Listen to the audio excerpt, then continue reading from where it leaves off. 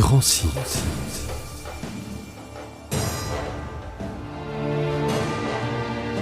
À la découverte des grands sites. Un reportage sur les terres de Midi-Pyrénées.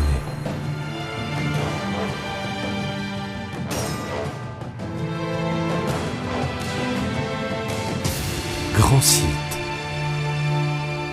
À l'occasion de la campagne de communication sur les grands sites 2012 avec la région Midi-Pyrénées, nous avons la grande joie d'être à Marciac pour parler d'un grand site très connu. Il s'agit du festival Jazz in Marciac qui va d'ailleurs débuter dans quelques jours. Et je suis en compagnie d'une grande personnalité de Jazz in Marciac. Il s'agit de monsieur Jean-Louis Guillaumont. Vous êtes maire de Marciac, vice-président du conseil régional de Midi-Pyrénées chargé du tourisme, des politiques territoriales et du thermalisme, ainsi que le président et fondateur du festival Jazz in Marciac. Monsieur Guillaumont, bonjour. Bonjour monsieur. Alors, en quelques mots, est-ce que vous pouvez nous parler un petit peu du début de l'histoire du festival Jazz in Marciac, puisqu'il fête cette année sa 35e édition. L'histoire a commencé en 1978. Est-ce que vous pouvez nous raconter un petit peu de la création et l'évolution qu'il y a jusqu'à aujourd'hui ? Bien, tout a commencé effectivement en 1978 au sein du foyer de jeunes et d'éducation populaire que j'animais à l'époque et qui était désespérément à la recherche d'un événement culturel au sein d'une saison touristique qui était, peu active.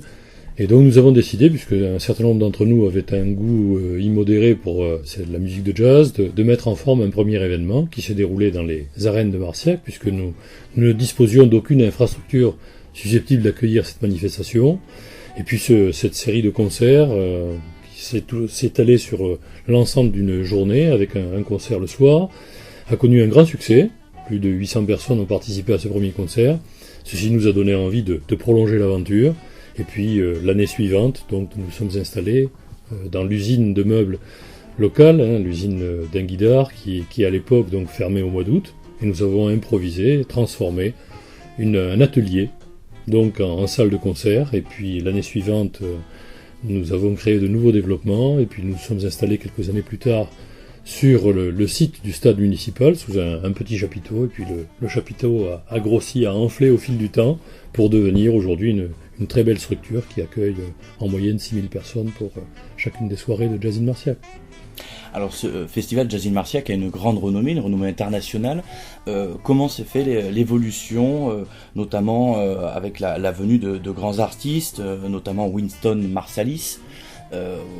Comment s'est fait un petit peu cette connaissance avec ces personnalités ? Alors nous avons eu la chance dès les premières années de susciter un intérêt important de la part d'un certain nombre d'artistes. Je veux parler du trompettiste Bill Coleman, du saxophoniste Guy Lafitte, qui ont été nos présidents d'honneur, qui nous ont permis, de mieux exister sur la scène du jazz. Et puis un certain nombre d'autres artistes ont pris le relais, comme notre président d'honneur actuel, Wynton Marsalis, qui est le patron, vous le savez, le directeur du Lincoln Center Jazz Orchestra, qui sera présent d'ailleurs à Marciac cet été. Il y a eu immédiatement un mouvement de sympathie au sein de ce monde du jazz. Les artistes ont éprouvé un attachement très particulier pour ce petit village gersois qui portait un événement, d'une stature exceptionnelle. Et ceci nous a permis d'année en année de gravir les différents échelons pour devenir une manifestation effectivement importante au plan international dans le registre de la musique de jazz et des musiques cousines, et nous a permis d'y recueillir un statut particulier en quelque sorte, puisque tout le monde connaît Jazz in Marciac, et nous avons de la sorte pu mettre en œuvre un projet singulier qui ne s'arrête pas au périmètre d'un festival de jazz, c'est-à-dire dans le cadre de l'événementiel. Nous avons mis en œuvre un projet culturel à l'année, dans le sillage de cette grande manifestation, et je crois que c'est ce qu'il convient surtout de relever. Puisque le festival Jazz in Marciac n'est pas seulement au mois d'août, il y a d'autres sessions, notamment l'automne ou l'hiver. Alors nous avons eu la chance de transformer, je vous le disais à l'instant, ce festival en projet culturel de territoire, de nous doter d'une infrastructure de très grande qualité, qui s'appelle l'Astrada, qui est une salle de concert de 500 places. Et ceci nous permet de porter aujourd'hui un projet autour d'une scène conventionnée. Et ceci nous vaut de proposer au public de l'ensemble de notre région une 50aine de levées de rideaux dans l'année. Mais Jazz in Marciac n'existe pas seulement dans le périmètre de la diffusion tout au long de l'année, Nous existons également dans le périmètre de la formation, puisque nous avons d'abord commencé par accompagner le projet du collège de Marciac, l'atelier d'initiation à la musique de jazz, mais nous avons également choisi de nous engager plus largement dans la formation en contractualisant avec un certain nombre d'universités et de conservatoires, de telle sorte à ce que Marciac soit un lieu de formation permanent, donc tout au long de l'année, et ceci est une des belles réussites également de notre association. D'ailleurs, une réussite, on le sait, puisque récemment, dans une de nos animations, on a eu l'occasion de rencontrer un groupe de jeunes artistes de jazz, des anciens collégiens de Marciac, qui sont aujourd'hui au lycée Pardaillan à Auch. Oui. Et il s'agit du groupe No Name Septate, qu'on a eu l'occasion de rencontrer, et on a pu apprendre également qu'ils sortaient un album fin juin. Voilà, non, il y a autour, j'allais dire, de ces initiatives, une vitalité exceptionnelle. Nous avons la chance de voir un certain nombre de jeunes artistes sur la scène du jazz aujourd'hui, qui sont issus de notre formation, des ateliers d'initiation à la musique de jazz du collège de Marciac, et je crois que ceci est également porteur d'espoir pour cette musique.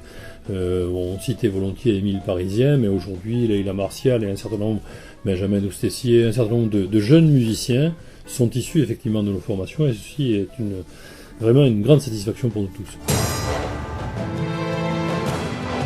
Grand site à la découverte de Midi-Pyrénées.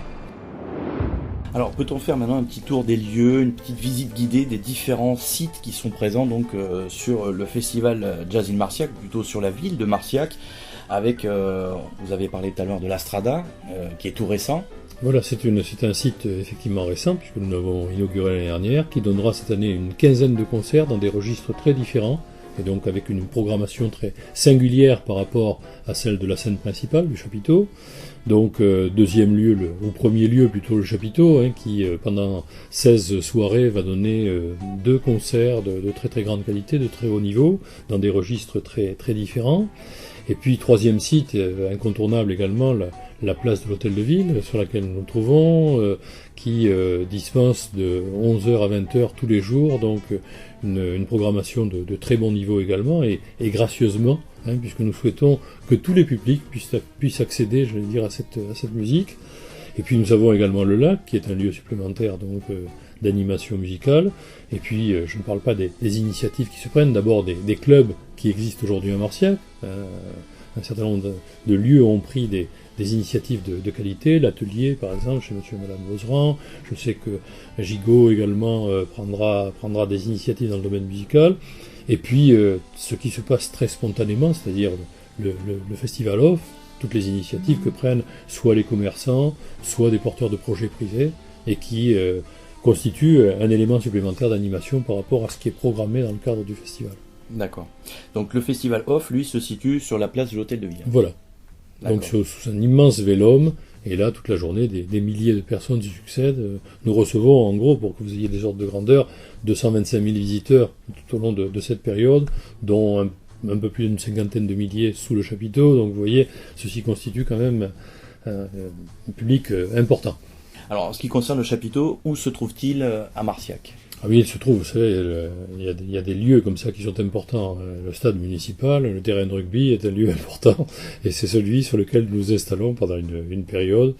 Et donc nous transformons ce lieu en salle de concert d'une grande qualité aujourd'hui, avec des écrans qui permettent de suivre l'activité des musiciens, avec un confort et une qualité acoustique assez exceptionnelle pour une structure éphémère. Grand site à la découverte de Midi-Pyrénées. Alors en ce qui concerne les aménagements, notamment touristiques, que peut-on dire ? Bien, nous avons, vous savez, la commune de Marciac et la communauté de communes aujourd'hui ont choisi très, très tôt de s'orienter vers 2 thématiques qui permettent d'organiser un développement sur notre territoire, la thématique culturelle, je ne vous surprendrai pas en l'évoquant, et la thématique touristique également. Et nous avons très tôt aidé à la mise en œuvre d'une résidence de tourisme de 350 lits de Pierre et Vacances qui se trouve au bord du lac, un café Zik, donc un restaurant de très grande qualité, une baignade aqualudique, la péniche se trouve très près de là. Donc il y a le lac de Marciac qui est vraiment très agréable, et donc il y a des infrastructures touristiques, j'allais dire, de très bonne qualité, le camping qui se trouve à proximité, et ceci nous permet, j'allais dire, d'accueillir un public important pendant cette période du festival et de pourvoir un certain nombre de nos besoins. De surcroît, l'office de tourisme, qui est aujourd'hui un office de tourisme grand site, donc, et qui a également, procédé à la réhabilitation de l'ensemble de ces locaux, qui est aujourd'hui dans une démarche qualité, organise également le séjour des festivaliers, a permis de créer un réseau de chambres d'hôtes qui satisfait aux besoins des festivaliers, leur permet de résider en proximité immédiate du site de festival. Alors en ce qui concerne l'organisation, j'imagine, et puis la création de ce festival chaque année, j'imagine que ça représente pas mal d'emplois. Bien, c'est un investissement important d'abord pour une commune de la taille de Marciac. Sachez que le budget du festival, c'est 3 500 000 €, donc 9 emplois, et donc un développement, pour l'ensemble des commerçants qui vivent sur le territoire. Les retombées économiques sont significatives, et donc ce projet, le festival et le projet culturel du territoire permettent, je crois, au site de Marciac et bien évidemment au territoire qui l'entoure, de générer des retombées économiques significatives, et sur un territoire qui est un territoire très, très rural, très enclavé, qui dispose de peu de ressources en dehors de l'agriculture. Je crois que économiquement, les initiatives que nous prenons présentent un intérêt évident. Vous savez, l'économie touristique est une économie importante en Midi-Pyrénées, c'est la troisième économie de Midi-Pyrénées, le troisième pourvoyeur en emploi. On parle bien évidemment de l'aéronautique, on parle de l'agriculture, mais le tourisme, l'économie touristique représente 7% du PIB régional. Et donc autour des grands sites, autour de l'activité touristique et donc de l'activité culturelle, il y a toute une économie, qui s'organise et qui génère des retombées significatives, d'abord sous forme de retombées financières pour l'ensemble des acteurs du territoire, mais également sous forme d'effets induits, permettant l'évolution des infrastructures et l'évolution de la qualité de vie au sein de nos territoires.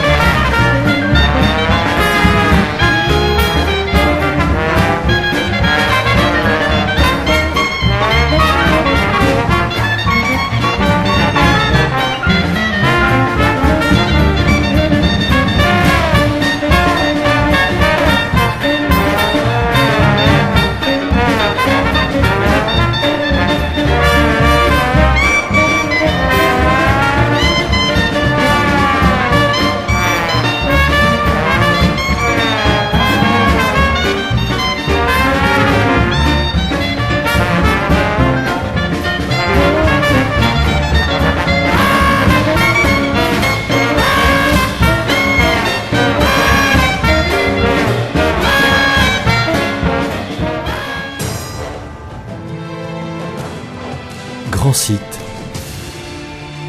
à la découverte de Midi-Pyrénées.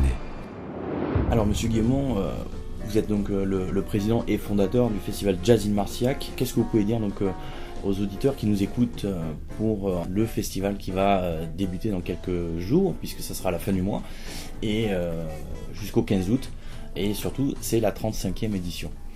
Bien, un festival comme le nôtre, c'est d'abord une très très belle aventure humaine. C'est d'abord, bien sûr, il y a la musique qui occupe un rôle central, et nous la déclinons sous toutes ses formes, mais c'est aussi du fait de l'atmosphère très particulière de Marciac. C'est une petite bastide, dans laquelle existe, quelle que soit la foule, une relation de proximité entre les gens.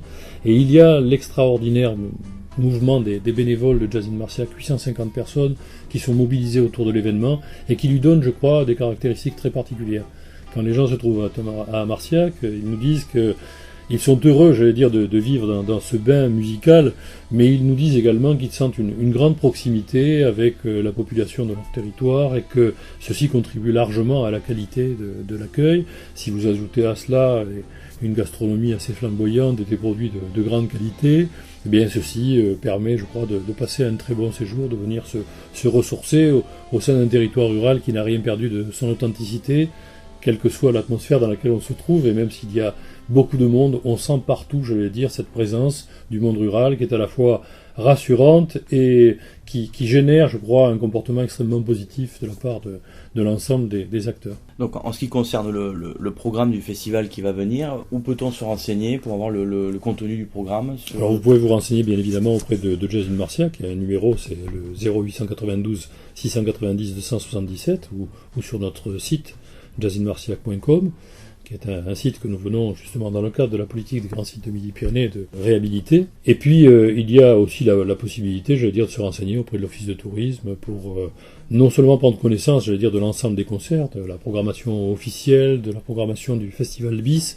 mais également de toutes les animations qui existent à l'échelle du territoire, puisque l'objet des grands sites, vous le savez, ce n'est pas seulement de vivre de façon centrée, c'est-à-dire de ne parler que du grand site. L'objet est de parler de tous les territoires environnants. Autour du grand site, il y a une 50aine de kilomètres, une quantité de centres d'intérêt à découvrir, une quantité de sites remarquables, et l'objet de la politique des grands sites, c'est justement de permettre, d'une part, d'aller d'un grand site à l'autre, au sein de la région de Midi-Pyrénées, mais c'est également de découvrir dans les territoires environnants de ces grands sites toute la qualité de vie, tous les sites remarquables qui peuvent exister, tous les musées, toutes les initiatives, manifestations culturelles, etc. Donc c'est vraiment une politique qui se donne pour objet de permettre de rayonner au sein d'un territoire et d'en découvrir la qualité et le contenu. Alors Monsieur Guillaumont, un dernier mot ? Oui, deux sources de satisfaction peut-être cette année. D'abord le fait d'avoir la possibilité de faire découvrir à un public très large toute une palette de grands chanteurs, puisque un des thèmes majeurs, ce seront les voix. Nous avons le plaisir d'accueillir Bobby McFerrin, Melody Gardot, Harry Connick Jr., de très grands chanteurs. Et puis, deuxième satisfaction, c'est celle de travailler en lien avec les grands ensembles. Je parle des orchestres symphoniques qui nous entourent. Nous aurons le plaisir d'accueillir l'orchestre du Capitole, donc en compagnie de Wynton Marsalis et du Lincoln Center Jazz Orchestra pour, une représentation unique, qui se donnera également à Londres dans le cadre des Jeux Olympiques. Et puis nous aurons le plaisir de présenter un spectacle que j'ai vu récemment dans le cadre du partenariat qui nous lie à Bordeaux Fête le Vin, donc puisque nous parrainions deux concerts. Un concert donc avec Diane Reeves en compagnie de l'Orchestre National de Bordeaux-Aquitaine. Et donc ces deux moments vont être des moments particulièrement représentatifs de ce que nous proposons dans le cadre de notre festival annuel. L'inauguration pour le festival, c'est... Alors nous avons la chance cette année d'accueillir les Victoires du Jazz. Donc nous ferons une pré-ouverture, si je puis dire, le 26 juillet. Et nous ouvrirons officiellement le festival le 27 juillet. Et il se prolongera jusqu'au 15 août sur les deux sites.